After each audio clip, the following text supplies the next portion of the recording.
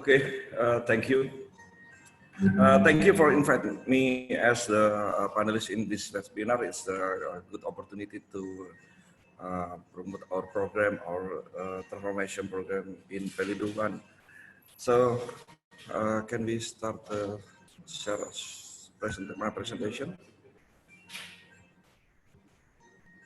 Would you like me to share the slide, Pak Pras? Yes. Wait. Okay. Oh, you're sharing. Okay. Wait.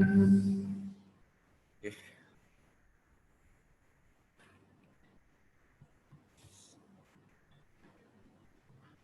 Yes. Okay. Ladies and gentlemen, let me introduce myself. I'm Prastio. I'm Director of Transformation and Business Development of Pelindungan. In this webinar, I would like to present the Pelindungan's transformation program facing the future opportunity. As we know that starting at the early of this year until now, we facing the COVID-19 pandemic, and this condition is shocking all the world, shocking everybody. This virus can disrupt everything, the business, the behavior, and also the system and community and habit. So all of the world was shocking, and this change is very fast and impact to also the economic growth in every country. All the parties should make a change, make a transformation to make the business sustain, to maintain the economic growth, not falling down. So this disruption conditions have to facing and maybe until next 5 years, next 3 years until 5 years. We didn't know. So regarding this condition, we are looking for the ASEAN macroeconomic condition during COVID-19 for the real GDP growth in the second quarter in 2020. Indonesia with other country in ASEAN, for example, like in second quarter, Indonesia falling down until 5.3%, comparing with the other country like Thailand, Singapore, Philippines, and Malaysia. Indonesia is have a little bit falling down for the GDP, and the other countries approaches 14% minus. And also for the logistic market revenue forecasting 2020 until 2024, based on the Ken research, the research they do before the COVID-19, Indonesia logistic market is expected to the CAGR with 7.9% and reach more than 300 billion by year 2024. So it means the logistic market in Indonesia is good opportunities, and we can see also in the container ship calls in around the world impact from the COVID. As can we see that by early in this year, in the February, the cost is falling down until the March, rising, and also in June, the cost in container ship in around the world going down and starting increase in July. And hopefully until next year, the condition still increase. That because the condition in China, condition in Europe already maintain the condition of the COVID-19. And for the Indonesia condition, I think Indonesia condition is for the COVID-19 still be facing per day approximately more than 3,000 patient that impact the COVID. So now is the time for Indonesia consider the various trends that define the next normal. For example, like healthcare, government and regulation, also the social contract, society and consumer, and also technology and innovation, and the supply chain, address supply chain flaws revealed by crisis. So is that because Indonesia is an archipelago country, so the condition in Indonesia for the supply chain still have opportunity, and also we have to entrance the technology and innovation, and also in the port business and also business import. We have to have a transformation to use the IoT in every system, in every business process. So that's why Pelindo One, in the future, we will have a transformation to use IoT in marine service, also in logistic and operation and all of operation. So, and Indonesia can reimagine, and based on the McKinsey study, the opportunity for reimagination and reform can be increase the national resilience of to the future crisis. The health condition, the healthy now is the big issue. We also increase the development of medical device manufacture and expand sector for the domestic and foreign customer. Also accelerate the economic transition. Before the COVID, the implementation of Industry 4.0, we have to entrance the digital era. So it must be implemented the Industry 4.0. And also manufacturing sector by attracting foreign investment.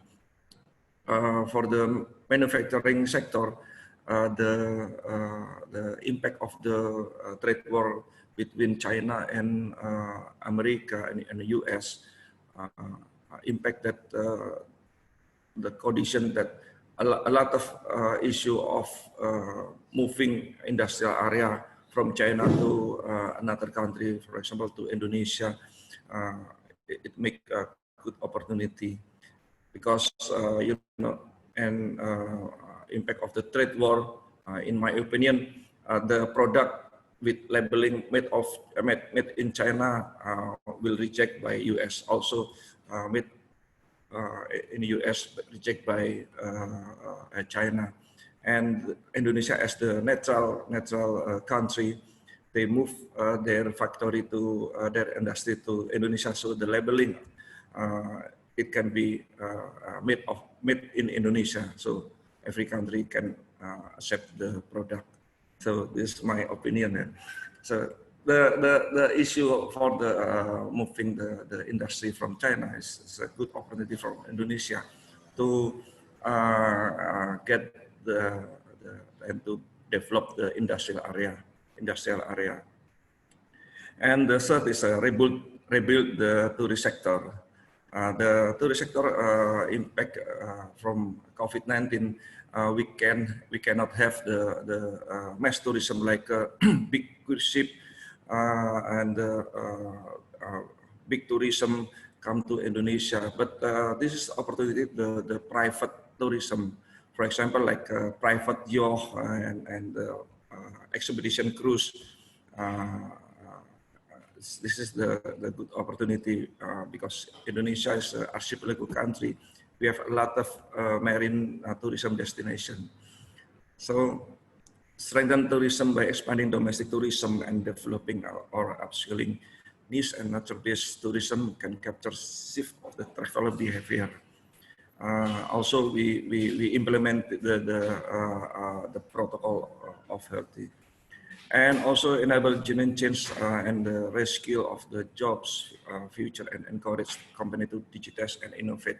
You know, increase the competence of the jobs and future. So with digitalization, with upskilling the skill of the employee, because you know the condition in the future, the innovation and digitalization have to facing the good system to increase the competence and to maintain the opportunity for the logistic and also the supply chain. The keys of the transformation to maintain the economic growth. The case is infrastructure development, and Indonesia also we have to maintain our infrastructure development. We also increase the infrastructure development because you know benefit of the infrastructure development can impact to creating the job and creating economic growth and also improving the logistic network and also infrastructure development to increase the public service. Because infrastructure, hopefully, we hope that can connect the supply and demand and more clear and more fast. For example, to connect it, the airport, industrial area, and also the port estate, port area. And this is, I mentioned before, that the strategic issue during COVID-19.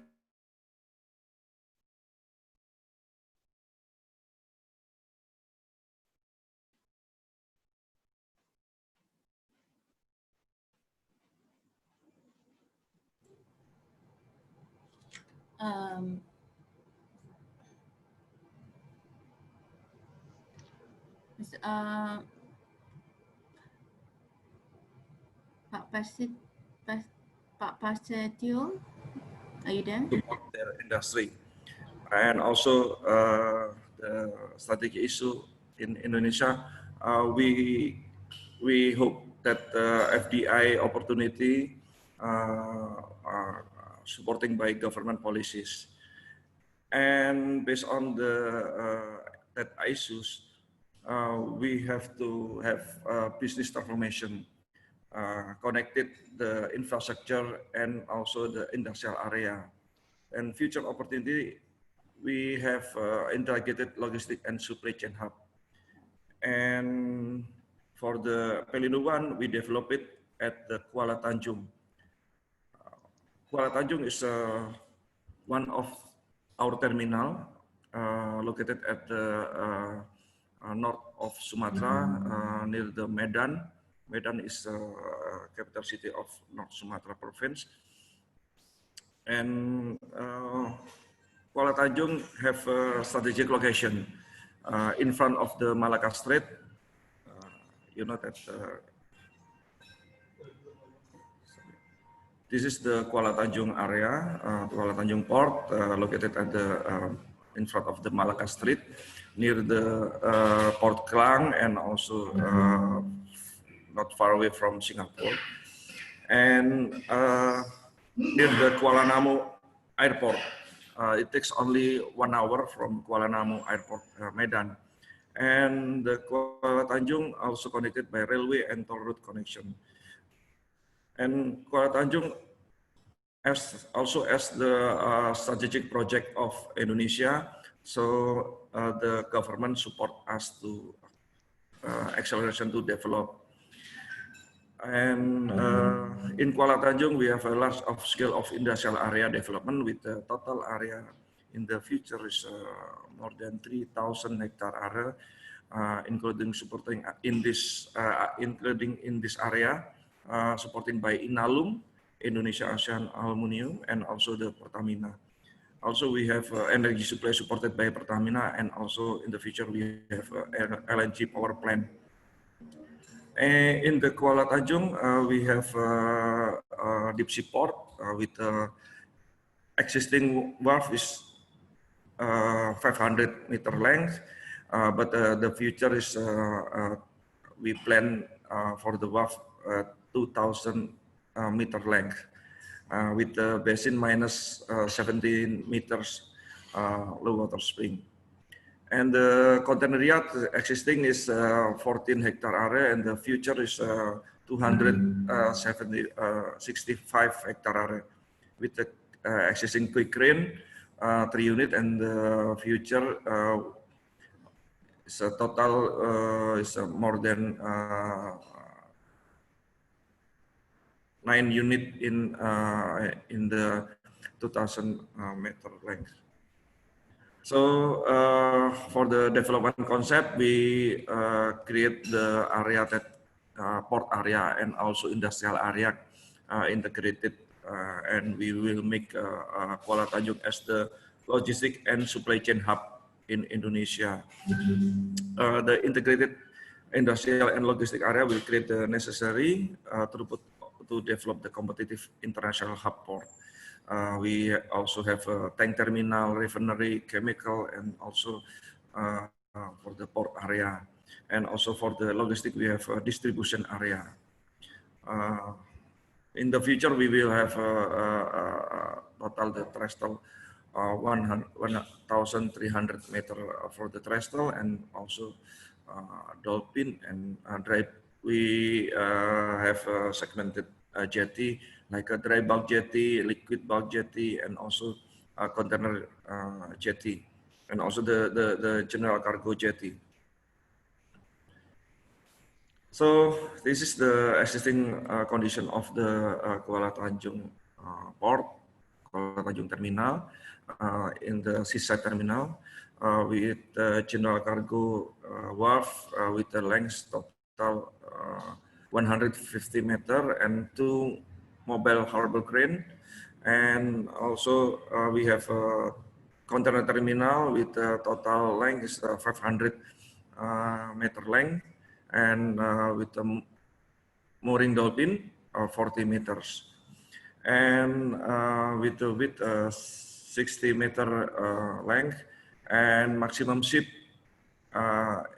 that can berth in the Kuala Tanjung is 6,000 ton. Also completed with 3 STS crane with the post Panamax and 2 mobile harbor crane. For the liquid bulk in the outer side, we have 350 meters length and also 60 meter with a width 60 meter length, with the maximum ship that can berth in the wharf is 5,000 tons, and completed with marine loading arm, and also completed with quick coupling. So this is our transformation program to make the great opportunity to make Kuala Tanjung as the logistic and supply chain hub. This is our roadmap in Kuala Tanjung. The terminal area, the port area, we already finished, and the next is industrial area, and third place is hub port, and the last is urban area. Okay. Preciado, Thank you. yeah, thank you so much. Thank you.